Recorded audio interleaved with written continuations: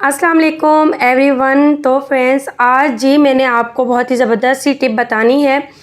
जैसे कि आपको पता है कि ईद गुज़र चुकी है और मेहंदी हाथों पे लगी होती है, और जब मेहंदी का कलर उतरना शुरू होता है तो हाथों पे मेहंदी जो बाकी रह जाती है तो बहुत ही बुरी लगती है। तो हम उसके लिए जो है ना मुख्तलिफ़ टाइप की चीज़ें यूज़ करते हैं, लेमन का यूज़ करते हैं, स्क्रब करते हैं, पानी के साथ जो है ना इसे रगड़ रगड़ के धोते हैं।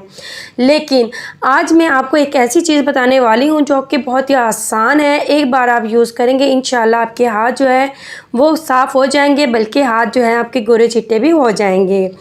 जी फ्रेंड्स, सबसे पहले जी आप देख सकते हो मेरे हैंड पे मेहंदी लगी हुई है। तो मेहंदी जब उतरने लगती है तो इस टाइप की ये हो जाती है। अब हमने इसे रिमूव किस तरीके से करना है, बहुत ही आसान सी टिप है जो आपने देखनी है गौर से। इंशाल्लाह ताला आपके हाथों से जो है ना बिल्कुल मेहंदी का नामो निशान भी नहीं रहेगा।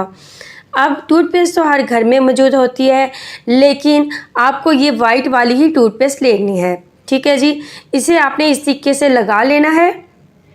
और स्पंज बर्तन धोने वाला तो हर घर में मौजूद होता है, लेकिन आपने बर्तनों वाला यूज़ नहीं करना। आपने बिल्कुल न्यू स्पंज लेना है और इस तरीके से हल्के हाथों के साथ आपने इसका मसाज करना है। ठीक है, स्पंज के साथ करना है आपने।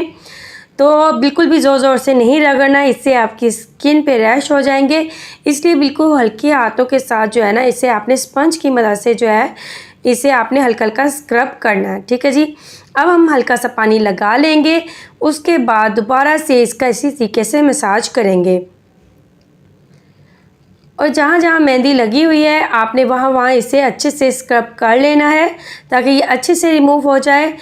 तो अभी मैं आपको दिखाऊंगी कि बिल्कुल भी इसका नामो निशान नहीं रहेगा कि मैंने इस हाथ पर जो है वो मेहंदी भी लगाई थी। तो अभी मैं आपको इसे रिमूव करके दिखाऊंगी। ठीक है जी, ये अच्छे से मैंने तकरीबन आपने 3 से 4 मिनट जो है ना इसका इसी तरीके से मसाज करना है। उसके बाद दूसरी साइड पे आपने इसे जो है ना स्पंज को गीला कर लेना है और इससे मैं आपको रिमूव करके दिखाऊंगी।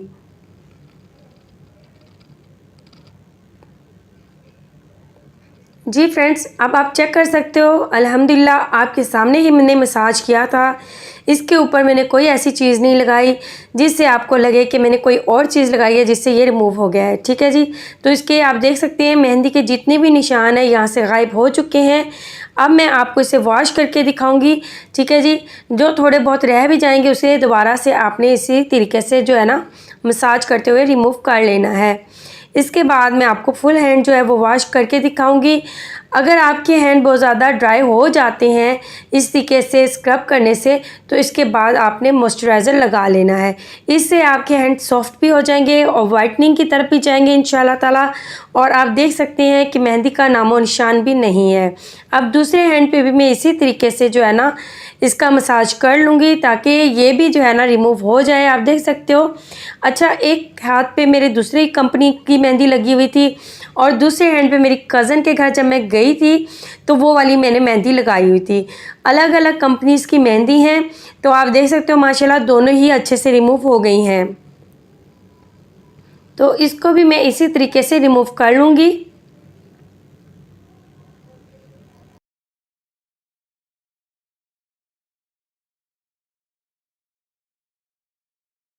जी फ्रेंड्स, अल्हम्दुलिल्लाह आप चेक कर सकते हो कि इसे मैंने रिमूव किया है तो माशाल्लाह से जी दोनों मेहंदी जो है वो रिमूव हो चुकी हैं।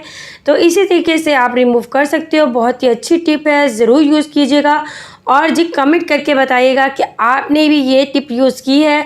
अगर यूज़ की है तो इसके आपको फ़ायदे मिले हैं या नहीं। जी फ्रेंड्स, आप मुझे इजाज़त दें, दुआ में ज़रूर याद रखना। ओके, अल्लाह हाफिज़।